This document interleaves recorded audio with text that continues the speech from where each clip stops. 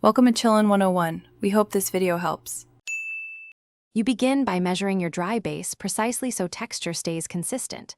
Use 100-150 g almond flour for a milder crumb or crushed pork rinds for crunch. Weigh on a scale.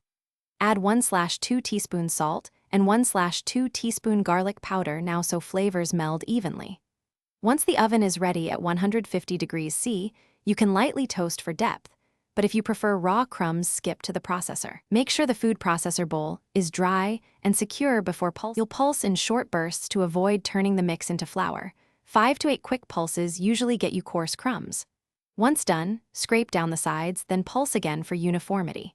If crumbs feel too loose, add 1 tablespoon psyllium husk or ground flax to improve binding and absorbency. This helps coatings stick.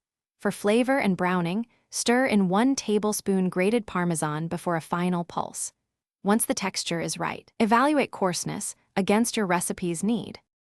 To finish, spread crumbs thinly on a baking sheet and bake 8 to 12 minutes at 150 degrees C until golden. Cool fully to crisp up. Once cool, pulse briefly if you need finer granules, then transfer to an airtight container.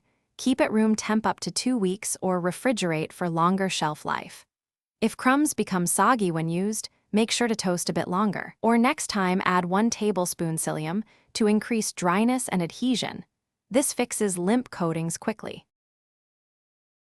Thanks for watching. Consider subscribing if we helped you.